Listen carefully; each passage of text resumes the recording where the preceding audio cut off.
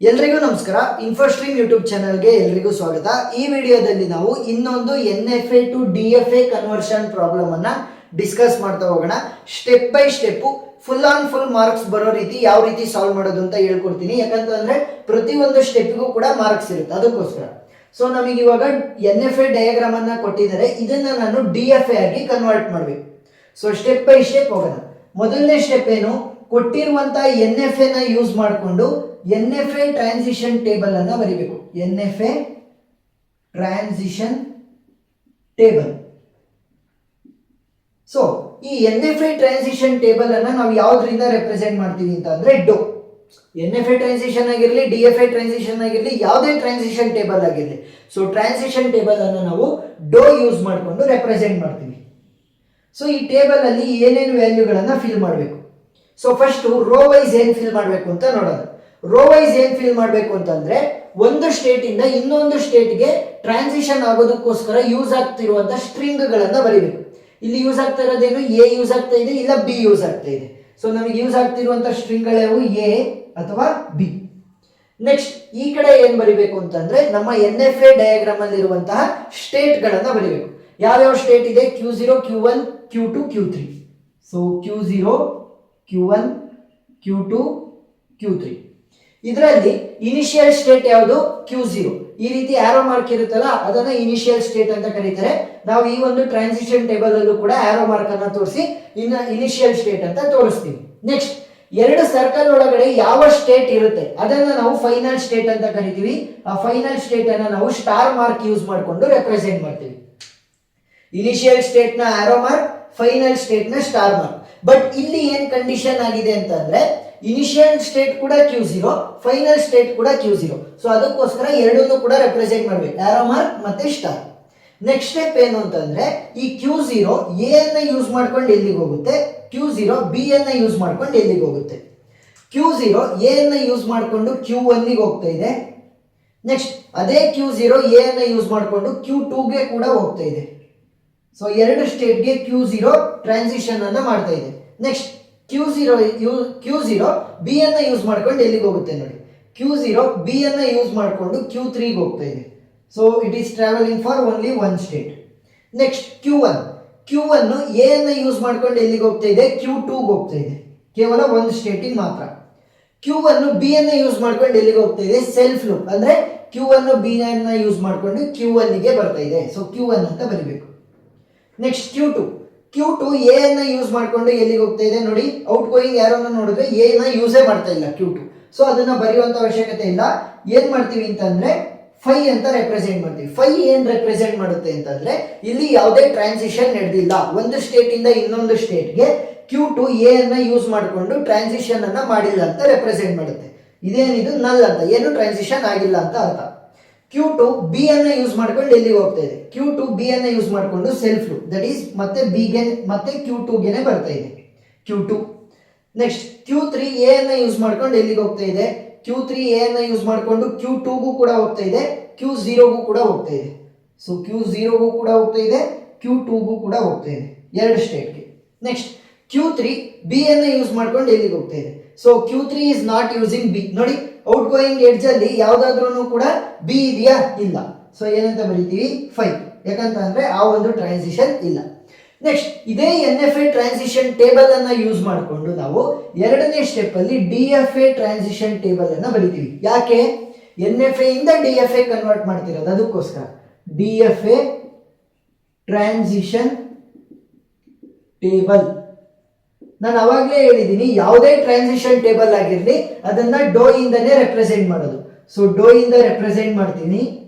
ಮತ್ತೆ ಇಲ್ಲಿ input string ಗಳು ಎ ಮತ್ತೆ ಬಿ ಇರೋದ್ರಿಂದ DFA ಕೂಡ ಅದೇ ಇನ್ಪುಟ್ ಸ್ಟ್ರಿಂಗ್ ಗಳು ಇರ್ತವೆ, ಎ ಮತ್ತೆ ಬಿ. ನೆಕ್ಸ್ಟ್ ಸ್ಟೆಪ್ ಏನು ಅಂತಂದ್ರೆ ಈಸಿ ಟ್ರಿಕ್. ಫಸ್ಟ್ ರೋ ಏನಿದೆ ಅದನ್ನ ಆಸ್ ಇಟ್ ಈಸ್ ಕಾಪಿ ಮಾಡ್ಕೋಬೇಕು.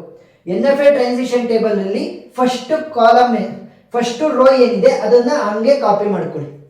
ಏನಿದೆ, Q0 which is the initial and also the final state, Q1, Q2, next Q3.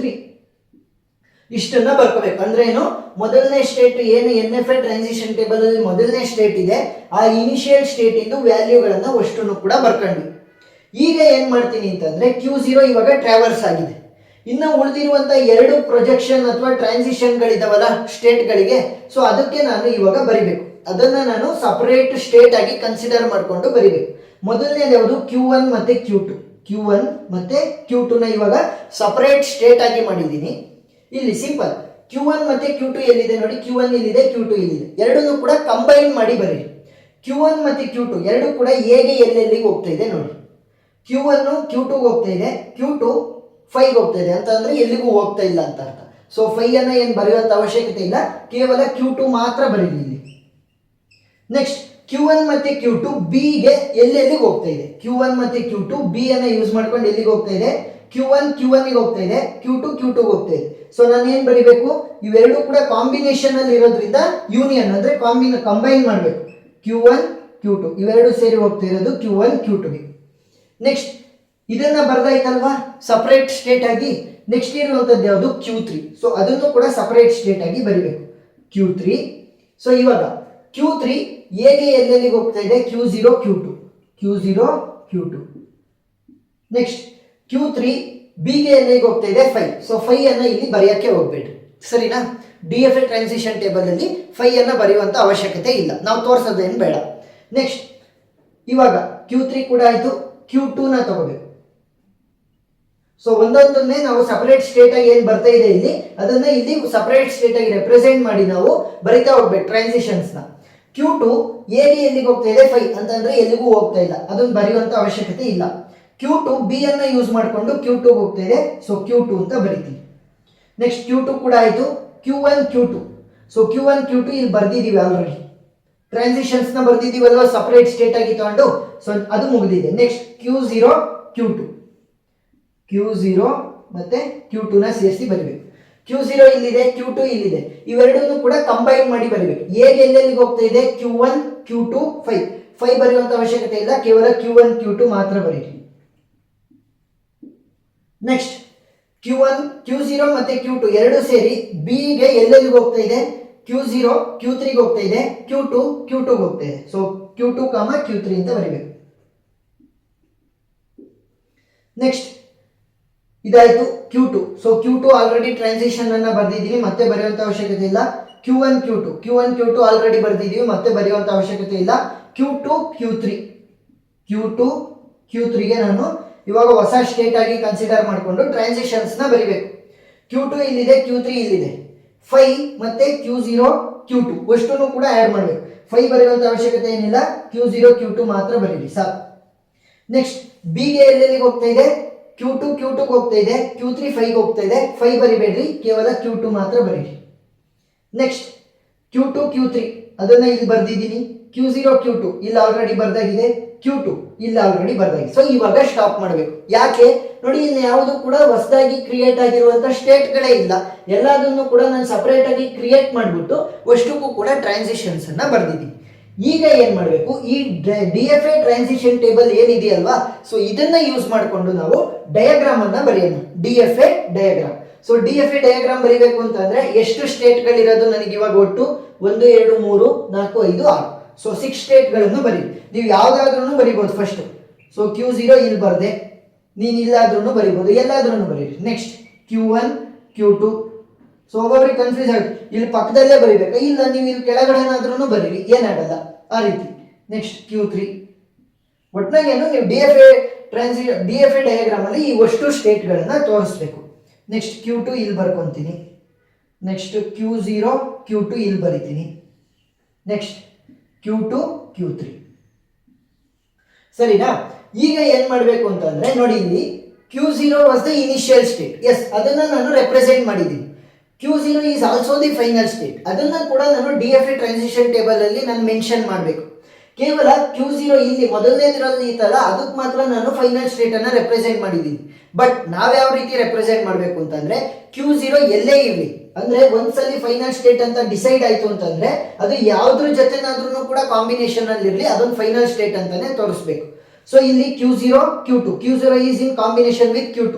So Q0 ಇದ್ರೆ ಅದನ್ನು ಫೈನಲ್ ಸ್ಟೇಟ್ ಅಂತ ತೋರಿಸ್ಬೇಕು. ನೆಕ್ಸ್ಟ್ ಇನ್ನೆಲ್ಲಾದ್ರೂ ಇದೆಯಾ? ಇಲ್ಲ. ಇವಾಗ ನಮಗೆ ಎರಡು ಫೈನಲ್ ಸ್ಟೇಟ್ಗಳಿವೆ. ಯಾವುದು? Q0 is also the final state ಮತ್ತೆ Q0 Q2. Q0 Q2 is also the final state. ಎಲ್ಲೆಲ್ಲಿ Q0 ಇತ್ತು ಅಲ್ಲೆಲ್ಲ ಫೈನಲ್ ಸ್ಟೇಟ್. ಯಾಕೆ? Q0 was my initial final state. Next ಇವಾಗ ಇನಿಷಿಯಲ್ ಸ್ಟೇಟ್ ಯಾವುದು? Q0ನೇ ಇರುತ್ತೆ. ಸೊ ಒಂದೇ ಒಂದು ಇನಿಷಿಯಲ್ ಸ್ಟೇಟ್ ಇರೋದಕ್ಕಾಗದು. ಸೊ ಏನು ಡಯಾಗ್ರಾಮ್ ಅಲ್ಲಿ NFA ಡಯಾಗ್ರಾಮ್ ಅಲ್ಲಿ ಕೊಟ್ಟಿರ್ತಾರೆ ಅದೇ ಆಕ್ಟ್ ಆಗ್ತಾ ಹೋಗುತ್ತೆ. ಯಾವುದಾಗಿ? ಇನಿಷಿಯಲ್ ಸ್ಟೇಟ್ ಆಗಿ ಎಲ್ಲ ಡಯಾಗ್ರಾಮ್ ಅಲ್ಲೂ ಕೂಡ. ನೆಕ್ಸ್ಟ್ Q0ಗೆ ಎ ಅನ್ನ ಕೊಟ್ರೆ ಎಲ್ಲಿಗೆ ಹೋಗ್ತಾ ಇದೆ? Q1 Q2ಗೆ. Q0ಗೆ ಎ ಅನ್ನ ಕೊಟ್ರೆ Q0 Q2ಗೆ ಹೋಗ್ತಾ ಇದೆ. ಬಿ ಅನ್ನ ಕೊಟ್ರೆ Q3ಗೆ. ಸೊ ಬಿ ಅನ್ನ ಕೊಟ್ರೆ Q3ಗೆ ಹೋಗ್ತಾ ಇದೆ. ಈಗ Q0 ಆಯ್ತು. Next Q1 Q2. Q1 Q2 ಇಲ್ಲಿದೆ. ಎ ಕೊಟ್ರೆ ಎಲ್ಲಿಗೆ ಹೋಗ್ತಾ ಇದೆ? Q2ಗೆ ಹೋಗ್ತಾ ಇದೆ. ನೆಕ್ಸ್ಟ್ ಬಿ ಕೊಟ್ರೆ Q1 Q2ಗೆ, ಅಂದ್ರೆ ಸೆಲ್ಫ್ ಲೂಪ್. ನೀವು ಈ ರೀತಿ ತೋರಿಸ್ಬೋದು. ಸೊ ಬಿ ಕೊಟ್ರೆ ಸೆಲ್ಫ್ ಲೂಪ್. ನೆಕ್ಸ್ಟ್ Q3ಗೆ ಎ ಕೊಟ್ರೆ ಎಲ್ಲಿಗೆ ಹೋಗ್ತಾ ಇದೆ? Q0 Q2. So Q0 Q2ಗೆ A ಕೊಟ್ರೆ ಹೋಗ್ತಾ ಇದೆ. ಬಿಗೆ ಟ್ರಾನ್ಸಿಷನ್ ಇಲ್ಲ. ನೆಕ್ಸ್ಟ್ Q2 ಎಗೆ ಟ್ರಾನ್ಸಿಷನ್ ಇಲ್ಲ, ಬಿ ಕೊಟ್ರೆ Q2ಗೆ ಅಂತ ಅಂದ್ರೆ ಏನಾಯ್ತು? ಸೆಲ್ಫ್ ಲೂಪ್ ಆಗ್ತಾ ಇದೆ ಬಿ ಅನ್ನ ಕೊಟ್ರೆ.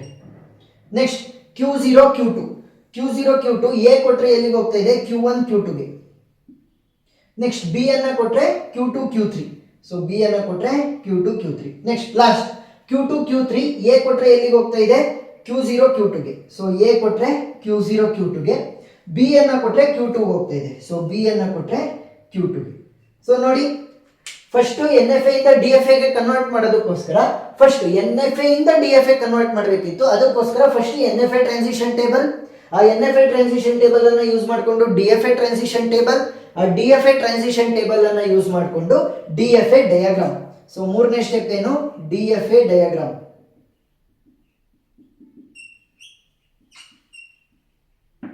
ಲಾಸ್ಟ್ ಸ್ಟೆಪ್, ನಾಲ್ಕನೇ ಸ್ಟೆಪ್ ಏನು ಅಂತಂದ್ರೆ DFA ಸ್ಟ್ಯಾಂಡರ್ಡ್ ಫಾರ್ಮೆಟ್ ಅಲ್ಲಿ ನಾವು ರೆಪ್ರೆಸೆಂಟ್ ಮಾಡಬೇಕು. NFA ಇಂದ DFA ಕನ್ವರ್ಟ್ ಮಾಡಿದೀನಲ್ವಾ, ಸೊ DFA ಸ್ಟ್ಯಾಂಡರ್ಡ್ ಫಾರ್ಮೆಟ್ ಅಲ್ಲಿ ನಾನು ಬರೀತಾ ಹೋಗ್ಬೇಕು. ಸೊ ಸ್ಟ್ಯಾಂಡರ್ಡ್ ಫಾರ್ಮೆಟ್ ಏನು? M will be equal to Q comma summation comma ಡೋ ಕಾಮ Q0 ಕಾಮ F. ಸೊ ಪ್ರತಿಯೊಂದನ್ನು ಕೂಡ ಸಪರೇಟ್ ಆಗಿ ತೋರಿಸ್ತಾ ಹೋಗ್ಬೇಕು. ಈಗ Q ಅಂತ ಅಂದ್ರೆ ಏನು? Q ಅಂತ ಅಂದ್ರೆ ಪ್ರತಿಯೊಂದನ್ನು ನಾನು ತೋರಿಸ್ಬೇಕು ಅಂತ ಹೇಳಿದ್ದೀನಿ. ಫಸ್ಟ್ Q ಅನ್ನ ತೋರಿಸೋಣ. Q ಅಂತಂದ್ರೆ ನನ್ನ ಈ DFA ಡಯಾಗ್ರಾಮ್ ಅಲ್ಲಿ ಯೂಸ್ ಆಗಿರುವಂತ ಪ್ರತಿಯೊಂದು ಸ್ಟೇಟ್ ಅನ್ನು ಕೂಡ ನಾನು ತೋರಿಸ್ಬೇಕು. ಸೊ ಪ್ರತಿಯೊಂದು ಸ್ಟೇಟ್ ಅನ್ನು ನಾನು ತೋರಿಸ್ಬೇಕು ಅಂತಂದ್ರೆ ಮೊದಲನೇ ಸ್ಟೇಟ್ ಯಾವುದು? Q0 ಕಾಮ, ನೆಕ್ಸ್ಟ್ ಸ್ಟೇಟ್ ಯಾವುದು? Q1 Q2. ನೆಕ್ಸ್ಟ್ ಸ್ಟೇಟ್ ಯಾವುದು? Q3. ನೆಕ್ಸ್ಟ್ ಯಾವ್ದಾದ್ರೂ ಆರ್ಡರ್ ಅಲ್ಲಿ ಬರೀಬಹುದು, ಒಟ್ಟು 6 ಸ್ಟೇಟ್ ಗಳನ್ನ ತೋರಿಸ್ಬೇಕು. Next is Q2, next is Q0 Q2, next the last one is Q2 Q3. So ಇವಾಗ ಏನಾಯ್ತು? Q ಆಯ್ತು. ನೆಕ್ಸ್ಟ್ ಸಮೇಷನ್ ಅಂತ ಅಂದ್ರೆ ಏನು? ಸಮೇಷನ್ ಅಂತ ಅಂದ್ರೆ ನಾವು ಯೂಸ್ ಮಾಡಿರುವಂತ ಇನ್ಪುಟ್ಗಳು ಎ ಮತ್ತೆ ಬಿ, ಒಂದು ಸ್ಟೇಟ್ ಇಂದ ಇನ್ನೊಂದು ಸ್ಟೇಟ್ಗೆ ಹೋಗೋದಕ್ಕೆ ಯೂಸ್ ಮಾಡಿರುವಂತ ಇನ್ಪುಟ್ ಸ್ಟ್ರಿಂಗ್ಗಳು ಎ ಮತ್ತೆ ಬಿ. ನೆಕ್ಸ್ಟ್ ಡೋ ಅಂತಂದ್ರೆ DFA ಟ್ರಾನ್ಸಿಷನ್ ಟೇಬಲ್ ಅನ್ನು ತೋರಿಸಬೇಕಿತ್ತು. DFA ಟ್ರಾನ್ಸಿಷನ್ ಟೇಬಲ್ ಆಲ್ರೆಡಿ ತೋರಿಸಿದೆ, ಮತ್ತೆ ಬರೆಯುವಂತ ಅವಶ್ಯಕತೆ ಇಲ್ಲ. Next Q0. ಸೊ Q0 ಅಂತಂದ್ರೆ ಏನು? Initial state. ನಮಗೆ ಇನಿಷಿಯಲ್ ಸ್ಟೇಟ್ ಯಾವುದು? Q0. So Q0 is my initial state. ಏನು NFA ಅಲ್ಲಿ ಇನಿಷಿಯಲ್ ಸ್ಟೇಟ್ ಅನ್ನ ಕೊಟ್ಟಿರ್ತಾರೆ ಅದೇ DFA ಗೂ ಕೂಡ ಇನಿಷಿಯಲ್ ಸ್ಟೇಟ್ ಆಗಿ ಆಕ್ಟ್ ಆಗುತ್ತೆ. ನೆಕ್ಸ್ಟ್ ಲಾಸ್ಟ್ ಒನ್ ಏನ್ ಮಾಡಬೇಕು ನಾನು? Final state. F ಅಂತಂದ್ರೆ ಫೈನಲ್ ಸ್ಟೇಟ್ ತೋರಿಸ್ಬೇಕು. ಇಲ್ಲಿ ನಮ್ಮ DFA ಡಯಾಗ್ರಾಮ್ ಅಲ್ಲಿ ಎರಡು ಫೈನಲ್ ಸ್ಟೇಟ್ ಇದೆ, ಒಂದು Q0 ಇನ್ನೊಂದು Q0 Q2. ಸೊ ಅವೆರಡನ್ನು ಕೂಡ ತೋರಿಸೋಣ. Q0 ಒಂದು, Q0 Q2 ಇನ್ನೊಂದು. ಸೊ ಇವಾಗ 4 ಸ್ಟೆಪ್ ಅನ್ನ ಯೂಸ್ ಮಾಡಿಕೊಂಡು ಫುಲ್ ಆನ್ ಫುಲ್ ಮಾರ್ಕ್ಸ್ ಸಿಗೋ ರೀತಿ ಬರೆದಿದ್ದೀವಿ. ಈ ರೀತಿ ಬರೆದ್ರೆ ನಿಮಗೆ ಏನು ಅವಾರ್ಡ್ ಮಾಡಬೇಕಿರುತ್ತೆ marks, full on full marks ಸಿಗುತ್ತೆ. ಸೊ ಪ್ರಾಬ್ಲಮ್ ಅರ್ಥ ಆಗಿದೆ ಅಂತ ಅನ್ಕೊಂಡಿದ್ದೀನಿ. ಏನಾದ್ರೂ ಡೌಟ್ ಇದ್ರೆ ಕಮೆಂಟ್ ಸೆಕ್ಷನ್ ಅಲ್ಲಿ ತಿಳಿಸಿ, ನಾನು ಕ್ಲಾರಿಫೈ ಮಾಡ್ತೀನಿ. ವಿಡಿಯೋ ಇಷ್ಟ ಆಗಿದ್ರೆ ಸಬ್ಸ್ಕ್ರೈಬ್ ಆಗೋದನ್ನ ಮರಿಬೇಡಿ. ಇನ್ನೂ ಜಾಸ್ತಿ ಪ್ರಾಬ್ಲಮ್ಗಳನ್ನ ನಾನು ಸಾಲ್ವ್ ಮಾಡಿದ್ದೀನಿ ಇದೇ NFA ಟು DFA ಟ್ರಾನ್ಸಿಷನ್ ಮೇಲೆ. ಆ ಎಲ್ಲ ವಿಡಿಯೋಗಳು ನಿಮಗೆ ಡಿಸ್ಕ್ರಿಪ್ಷನ್ ಅಲ್ಲಿ ಸಿಗ್ತವೆ, ನೀವು ನೋಡ್ಬೋದು. ಸೊ ವಿಡಿಯೋ ಇಷ್ಟ ಆಗಿದ್ರೆ ಸಬ್ಸ್ಕ್ರೈಬ್ ಆಗೋದನ್ನ ಮರಿಬೇಡಿ. Thank you.